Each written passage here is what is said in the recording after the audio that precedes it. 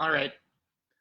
We're gonna sort of wait a few seconds to sort of see if anyone's sort of just waiting for people to join us. But this is the Econ lecture, specifically subtopic of government spending and debt for the 2019 Beyond Resolved online workshop. My name is Ellis London. I debated PF all 4 years in high school, rising in my third year of college, and I've been an instructor at the workshop. This is just one lecture that I've sort of made, and we're going to go through right now. So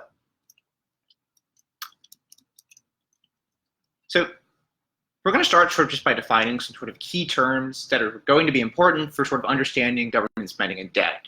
So sort of first, government expenditures, or just government spending. This is the money spent by the federal government, only the federal government, not any state or local government, for a given fiscal year.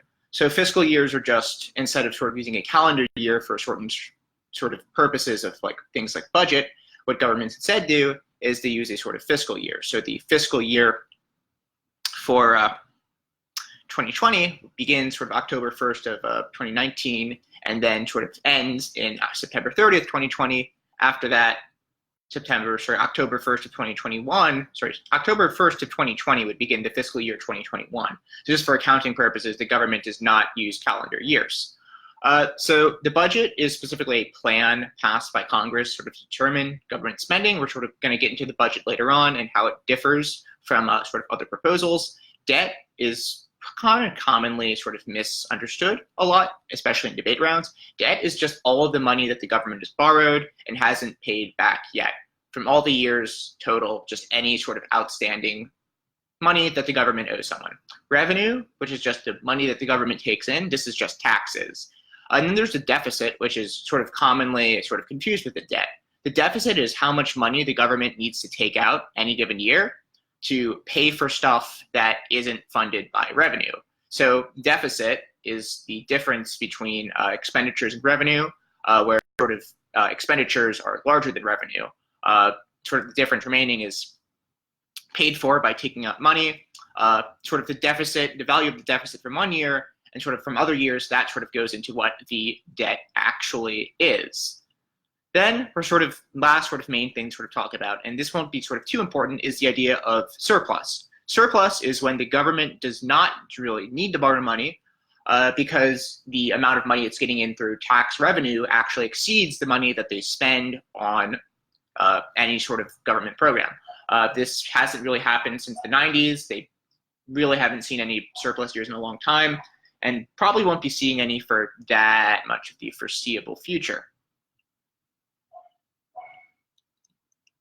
So the government doesn't really spend money sort of the way that you might expect it to, because it's sort of much different than government decides to sort of pass a bill and then that sort of just becomes spending. It's sort of a sort of very traditional annual program that really happens. So it sort of starts informally with the president requesting Congress for a budget. They sort of go back and forth. Sort of certain committees within both the House, which is somewhat more important in this case, and the Senate, sort of devise stuff. There's a budget committee on the House and a budget committee on the Senate, each of which has one Democrat and one Republican. So two-person committee isn't that large, but then there are other sort of related committees that sort of go into this. And sort of what they do is based on estimates from like the agencies requesting money, based on sort of agencies like the Congressional Budget Office, which sort of help them sort of make estimates, sort of go over data and sort of review what should be going into the budget. They sort of are able to sort of craft a budget proposal, which then sort of just becomes a budget resolution that is approved by Congress. But so it's important that these budget resolutions don't sort of just end the budgetary process, because what's really important are bills of appropriation, which, like sort of any other bill, it sort of has to pass in both committees. The important thing is that the Constitution actually specifies that bills of appropriation originate in the House of Representatives and not the Senate, although both chambers can sort of edit bills, create different versions, and then sort of later work out compromises between the two. And then also, just like any other bill, the president will have to sign it for it to take effect. So one thing that sort of comes up a lot, especially in terms of budget-related topics, is the idea of preventing a government shutdown. So this is the exact opposite. What happens when we don't see this process? So if it doesn't work out, there could be multiple reasons why. It's possible that different versions, houses of Congress agree on different versions of an appropriations bill. This would generally be more likely if one party controls the House of Representatives and one party controls the Senate. It's much more likely to see those two chambers of Congress disagreeing over the appropriations bill when the government is divided. The other thing is that presidents may not approve of an appropriations bill. Sort of to give an example, sort of most recent sort of government shutdown, the especially long one, was when Congress had an appropriations bill that sort of it came to a consensus on, but the president rejected that appropriations bill. That was the cause of the sort of more recent government shutdown that I'm sure we all remember. So when there's a government shutdown, what essentially happens is the sides just have to sort of come to an agreement and sort of pass an appropriations bill after the sort of deadline for funding the government. But in the meantime, sort of the actual shutdown mostly consists of government employees being sort of furloughed, which means they don't go into work. And then for the rest of the employees and other government functions that are deemed essential, they sort of carry on, but they don't really carry on as usual. In terms of sort of how it sort of works is that if you're something like law enforcement or sort of anything else that the sort of federal government deems to be essential, then employees will still go into work without pay. It's illegal for them to strike. They could sort of lose on a lot. Namely, they could lose like their government pension if they go on strike. So this doesn't really happen. And they generally sort of get paid after sort of a compromise has been reached and the government shutdown ends. Yeah, so generally government shutdowns really aren't like sort of that complicated. It's mostly just the idea of sort of compromise not really working out between these two things. And that's much more likely as an impact in any sort of like budget or deficit type round.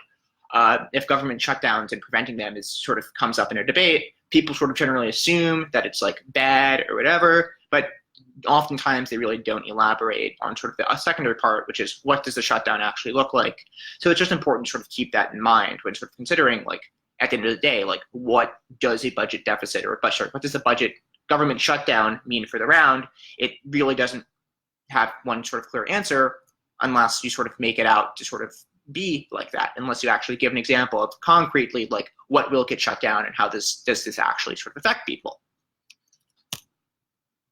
So in terms of sort of appropriations, which is sort of one pretty important part of the sort of process for government sort of collecting, raising, and spending money, appropriations are sort of complicated because, as I mentioned in sort of or had listed in the previous slide, sort of certain House committees and certain Senate committees have a lot of power in terms of how stuff works.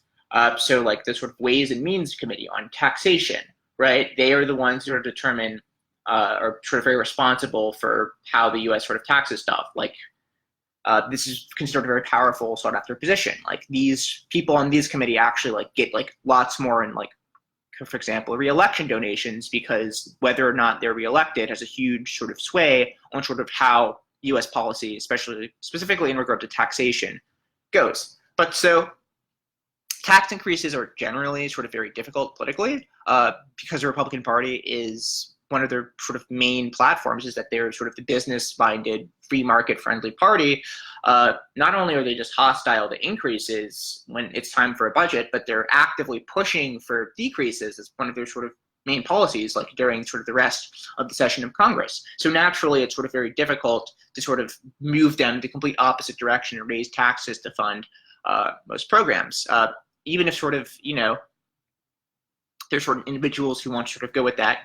Going back to the idea of committees and their power, for a while, at least, before sort of the Democrats took the House in 2018, there was a rule sort of initiated in 2020 by the sort of House Rules Committee, which just generally has a lot of sway over sort of how bills are sort of passed, which basically the rule was called cut-go procedure. It sort of basically required that new programs be simultaneously financed in the bill in which they're introduced. So if you're going to propose a bill to sort of spend something sort of new on, spend a new program on, you would have to include in it how this is sort of going to come from, which is important because it also said that you can't raise sort of taxes to sort of do this. And it basically de facto required new government spending to be accompanied by cuts in other government spending. It also just didn't apply this to tax cuts. So like, for example, tax cuts did not have to be accompanied by, say, spending cuts, right?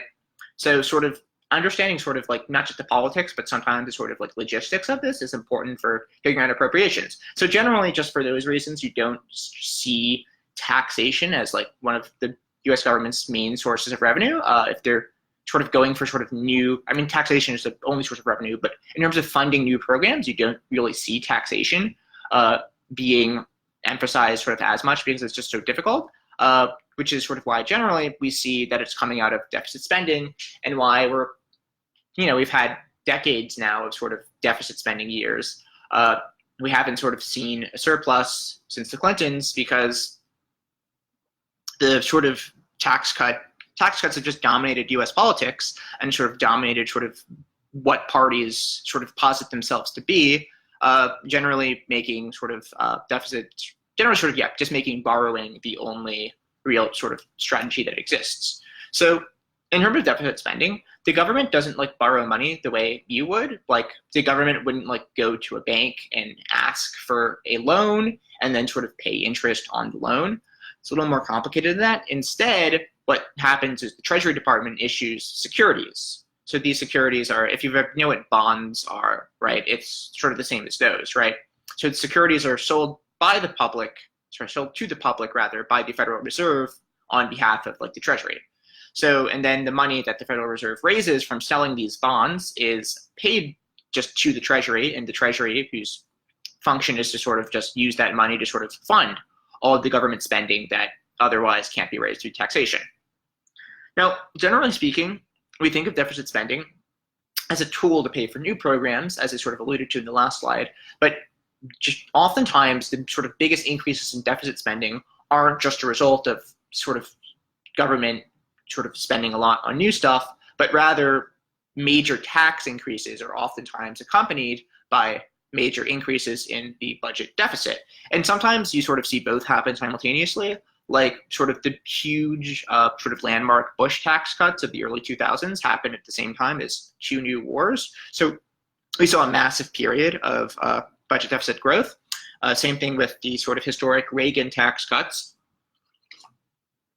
The 1980s, which were coupled with, at the time, one of Reagan's sort of signature foreign policy things was increased defense spending, programs like the SDI, sort of counter the Soviet Union. So seeing massive increases in spending and cuts in taxation were sort of majorly responsible for increases in the budget deficit. The biggest, I think, historic increase in the budget deficit was actually during the Great Depression with FDR's spending during the New Deal.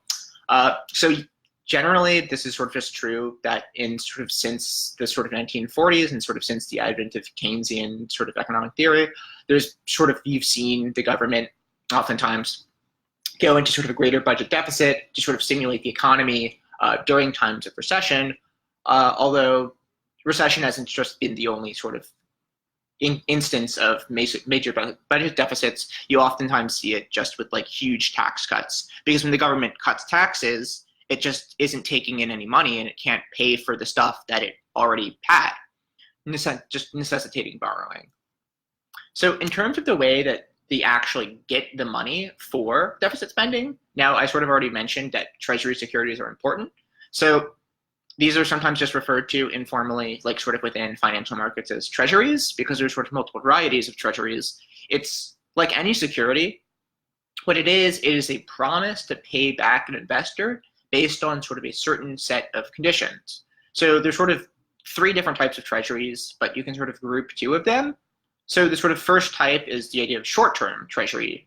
Treasury bills, often just called T-bills, are a promise to the whoever owns the bills that government will pay a sort of fixed sum after a certain amount of weeks after the bill was purchased. So if you purchase a $1,000 T-bill at $900, and let's just say it's a 13-week bill, 13 weeks later, the government will pay you $1,000, right? And that's sort of guaranteed.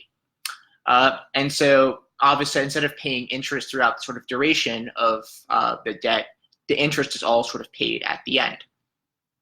Then sort of the other type of main way that the government takes out debt is the medium and long-term Treasury securities, which the medium-term ones are T notes, which are 1 to 10 year sort of duration, and there's T bonds, which are 10 to 30 years is sort of the duration of how long these securities are. And what these do is they sort of pay a certain interest rate on regular intervals. So if you bought like perhaps $10,000 worth of Treasury securities at a certain sort of date, right? Like for example, with Treasury bonds, like semi-annually, you would get a certain amount of interest on that $10,000 that you bought, and for a certain number of years that would continue. And then sort of after that sort of date is over, the government stops paying you interest, and then they also just pay you back the sort of initial money that you spent. So if you spent a $10,000 on Treasury notes or Treasury bonds, you would sort of hold on to that security for a few years. You receive interest payments, and after those years are up, you would just get your initial money back. So sort of the interest, and then you just had the principal or face value returned to you at the end. So oftentimes investors sort of buy these Treasury securities on not just from the Federal Reserve, but from people who bought it from the Federal Reserve, or from someone else who bought it from someone else who bought it from the Federal Reserve, which is sort of what's called the secondary market, which is actually sort of makes them sort of easier and sort of more appealing, because maybe you decide that you want your money, instead of wanting it 10 years from now, you want the money today. You can cash out, sell the Treasury note to someone who is interested in buying it, and then you just get whatever sort of the market value of that Treasury note is, and then whoever bought it then holds it, is the one who receives the interest payments, and is the one who cashes it in at the end of the bond's lifespan when it reaches what's known as maturity. So there's it's known as liquidity, or like how easy it is to sort of transfer an asset and sort of use it for other things. Because this sort of huge market for them exists, they're considered very liquid, and people can easily buy ones if they're not being sold from actors other than the Federal Reserve. And if they brought one from the Federal Reserve, they can very easily sell it. So because of the reason why there is this big of a market, it's partially because of sort of how reliable these are. So these treasuries are backed by the sort of full faith of the United States government, whereby if you bought, say, a bond from a corporation, it's backed by that corporation and how successful they are. Businesses fail, but generally the government, U.S. federal government, has been around for hundreds of years. It's generally a very reliable actor and has been able to pay off interest on its debt in that time. It's just perceived as a sort of very safe investment. Now, obviously, it doesn't pay as much interest as sort of riskier investments, because you need to sort of give someone more reward if you want them to take a risk. But this is just considered a sort of very safe investment, so there's lots of people buying them. We'll sort of get into also sort of foreign governments buying them later on. But so now that we sort of actually understand what the government does to sort of take out debt and sort of purchase anything they want, we want to talk more about what they're actually spending it on. So what you'll see here is a sort of graph of sort of all the government spending in a given year. And you'll see that sort of the biggest, huge majority of it is Social Security, unemployment, labor, and then Medicare and health. Now, Social Security and Medicare, sort of the two biggest programs, are generally sort of called mandatory spending. What makes a program mandatory is that there's a law that sort of authorizes Congress to sort of fund these programs, and sort of they're required to do so. It sort of actually takes place separately of the sort of main process of funding an appropriations bill, because it's sort of guaranteed by law that this money has to be allocated to these programs. Generally, what the idea of these programs is that because people who work their whole life pay into Social Security and pay into Medicare, when they reach retirement age, or if like they are injured on the job and like they sort of need Social Security, which helps people who have like come disabled through work and like cannot find work anymore, because it's sort of paid into the system, it's sort of only right that they're able to get what they need from their own work when they find themselves unable to work anymore. And sort of that commitment is sort of enshrined by sort of laws that sort of make the spending mandatory. And then sort of the rest of the spending, we'll look at the breakdown from the same year, which is the rest of the spending that's non-mandatory is discretionary. So when you get rid of things like Social Security and you get rid of Medicare, this is all that's really left of the federal budget. So what you'll find is that in terms of discretionary spending, the spending that like is up for debate during the sort of House Appropriations, House and Senate Appropriations process, you'll find that the military is easily sort of the biggest sort of factor of all of this, and it sort of has been for a long time.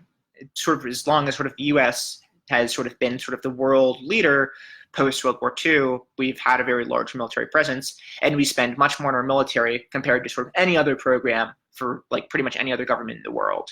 Now, before the sort of New Deal and introduction of Social Security, all spending would look like this, and it would all be discretionary.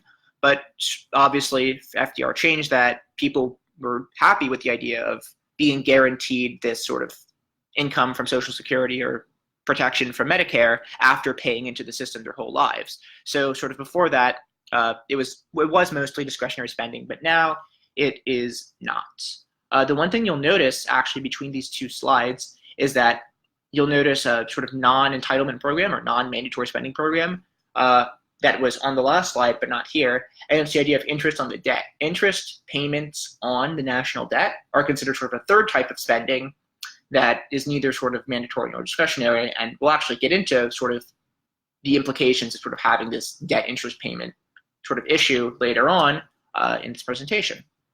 So sort of before, obviously this sort of comes off as a lot, and it really is, right? Because just having sort of these numbers about, oh, well, the government spends this much on this year, or the government is this much in debt, doesn't really make much sense without context. So what economists would use is they put these sort of numbers in a ratio relative to GDP. So if you've ever heard of debt to GDP ratio or deficit to GDP, taxation to GDP, it's sort of necessary to sort of understand how much the government really is borrowing, spending, how much the government owes, or how much they tax. Because if a government, only sort of like borrows, or sort of only say like only $500 billion in debt, right? But if compared to the size of the U.S. economy, like a $500 billion national debt would be nothing. But if it was a much smaller country with a smaller economy and a smaller GDP, having a $500 billion national debt would be considered a huge national debt and something that might not sort of be sustainable and might not be something the country will ever be able to pay off. As I sort of mentioned before, another sort of important factor is just the amount of interest on the debt. People, even if the debt is really big, people are going to sort of trust the government and buy government securities or possibly they'll still trust it, like if, they're able to sort of still get interest payments from the government. So maybe the government won't be able to pay off its loans like right now, but it can sort of pay off interest alone, sort of pay off interest to security holders while they're waiting to get their money back. That's sort of important for looking at things like deficit or debt in a round, because investors will only invest and the government will only be able to keep taking out debt if people believe that they can have their interest paid off. If the government can't do that, then they really won't be able to do this. And if you get into topics about sort of debt ceiling, you get into the idea of balanced budgets, whether or not the government will be able to sort of pay off its debt, and more importantly, whether investors and bond buyers perceive the government as being able to pay off its debt is really important, because sort of most economics rounds really are about perception and how sort of certain actors view these things. So what we're going to get into next is the idea of sort of how we use this in a debate round. So I think a sort of main sample we could use is last year's resolution that most of you probably remember. Resolved, the U.S. federal government should prioritize reducing the federal debt over promoting economic growth. In that topic, it was sort of the link to this, link to the ideas of deficit, debt, spending was pretty obvious. Reducing the federal debt would be done by, taking in more money, hopefully transitioning to a sort of budget surplus to sort of pay off the debt as we sort of go along. And then on the other hand, there were arguments being made about how promoting the economy actually does reduce the debt. If you promote the economy through any sort of method, a strong economy means you have more money as a tax base, and then bigger tax base means paying off the debt with taxes. So sometimes these topics are complicated because, especially just with any sort of economics type debate, all of these factors are intertwined. So sort of saying prioritize one thing over the other can get confusing if anyone makes arguments as to why there isn't a trade-off between the two.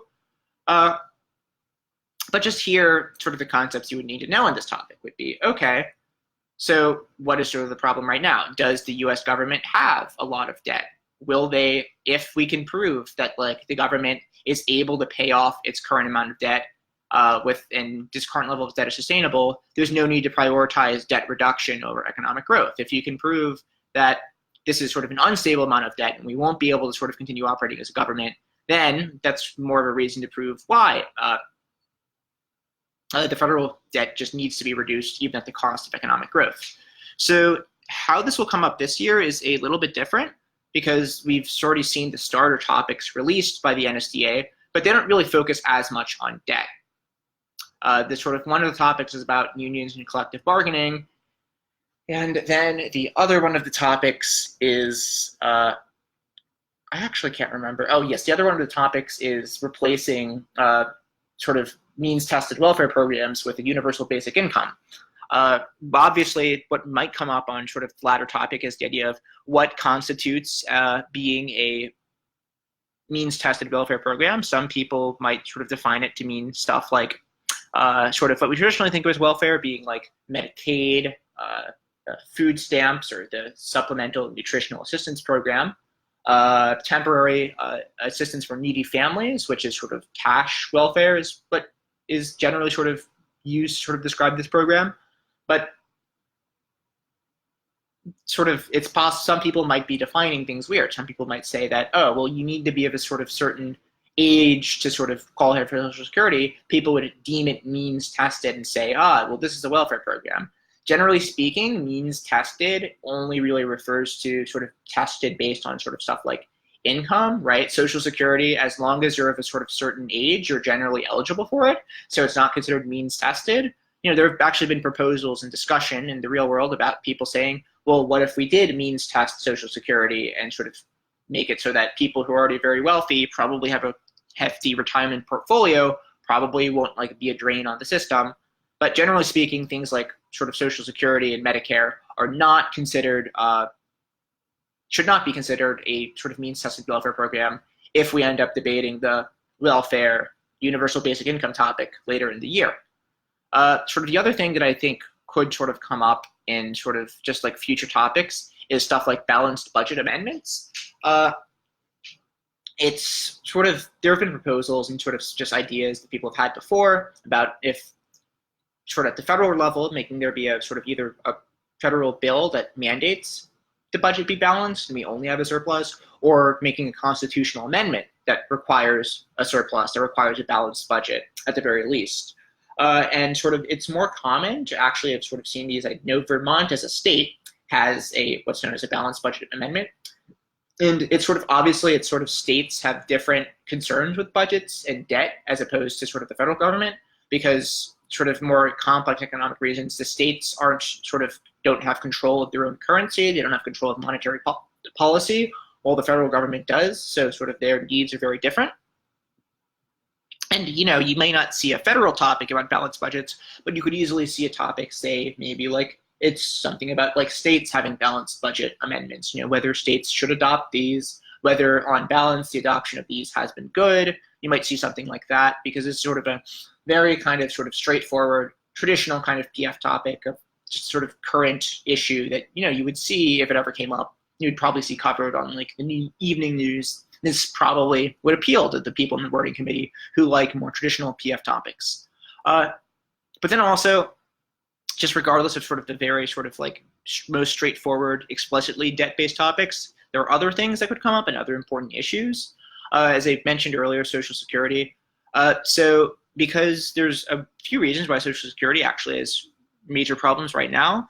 There's the fact that the baby boomers are growing old and they didn't have as many sort of children as the generation before them did. You know, the baby boom didn't last forever and population growth started to fall.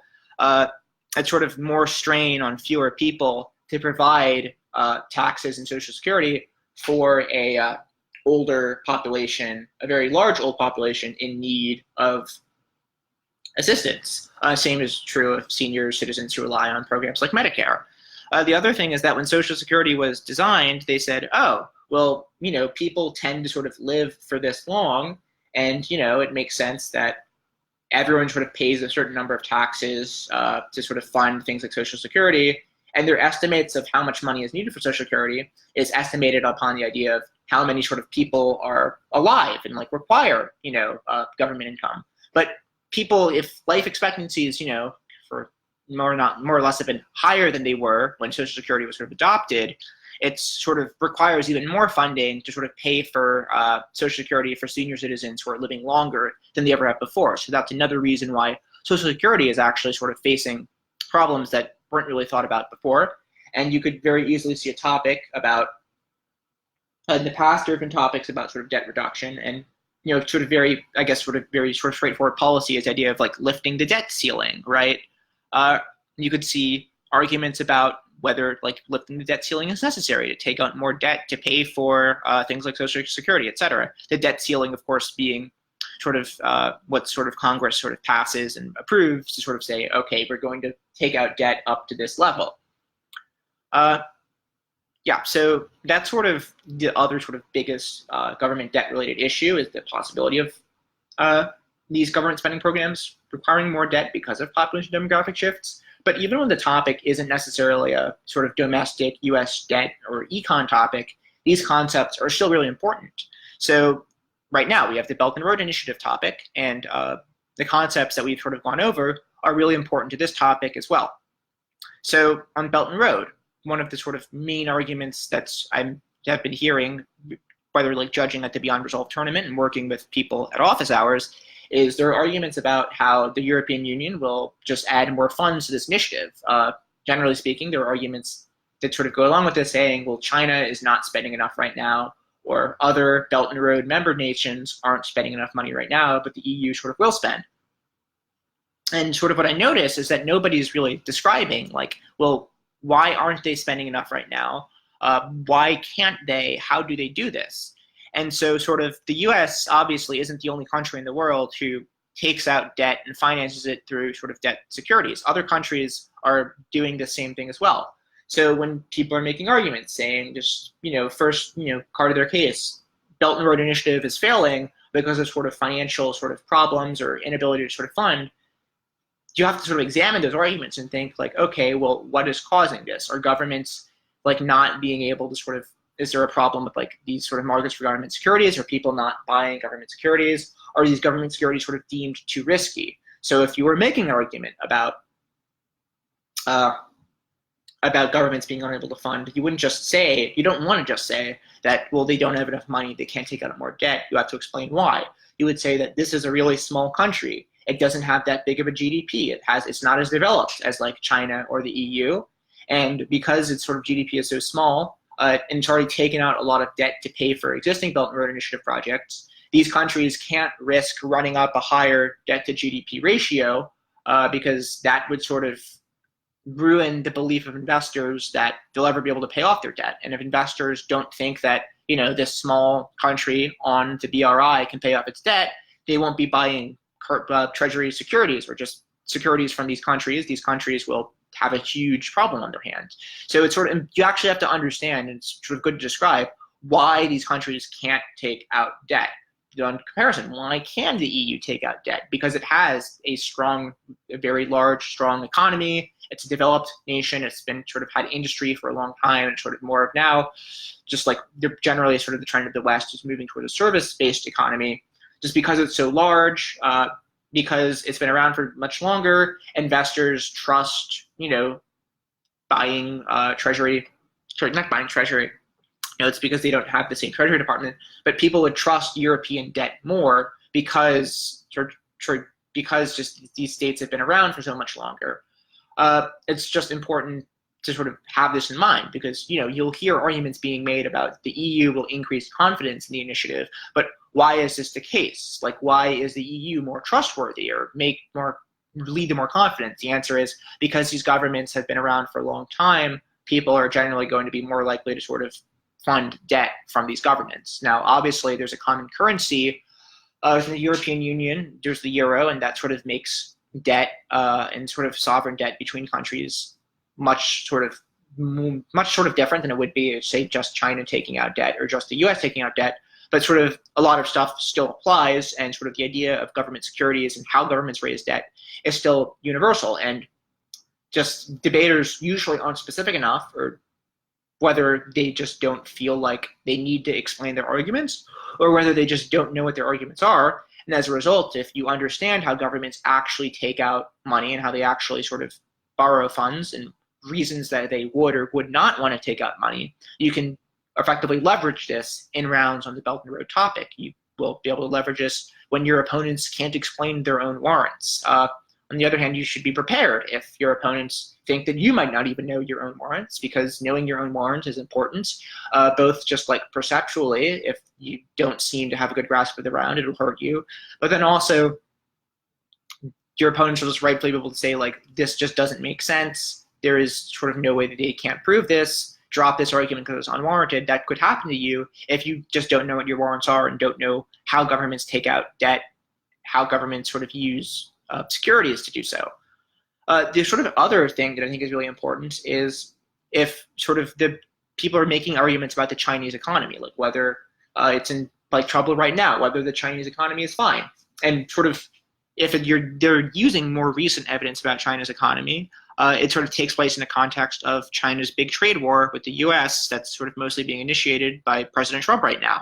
So someone might make an argument saying that overcapacity wasn't a problem before, but it is because of the trade war, so we have to do something.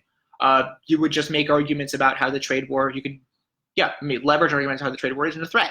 For example, like China owns like trillions of dollars worth of U.S. government securities, U.S. Treasury Securities, and sort of there are authors who will write about how this affects the U.S.-China sort of relationship and sort of how this might sort of change sort of the way the trade war plays out.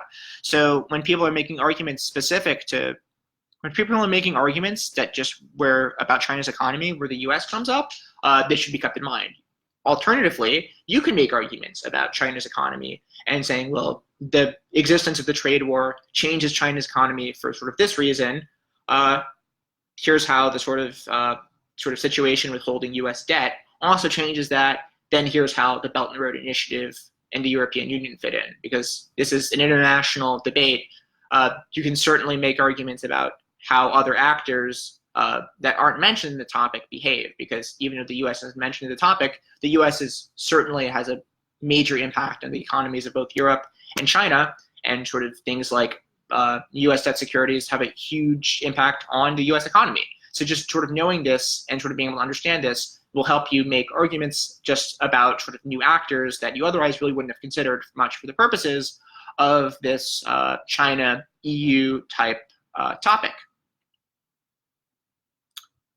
So other than that, I would have planned to sort of take questions if I could, but because sort of the problem with this sort of unscheduled live stream is that you don't always have enough of an audience, we don't have that many viewers right now. You might not be able to sort of take comments, but we'll leave the video up for a little bit more to see if anyone has any specific comments, because I'd be happy to answer them.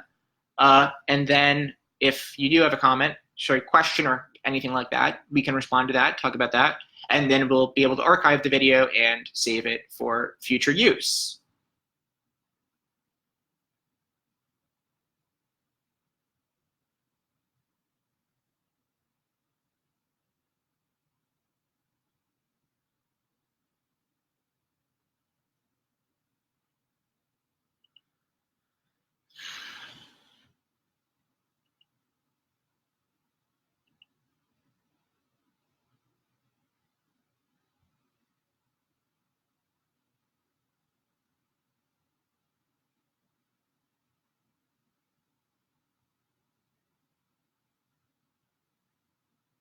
Yeah, we're just going to end the video here. Obviously, this will be available in the future once we have it sort of saved and we're able to sort of post it on our YouTube channel. So thanks for watching now or in the future, and I hope you find this helpful.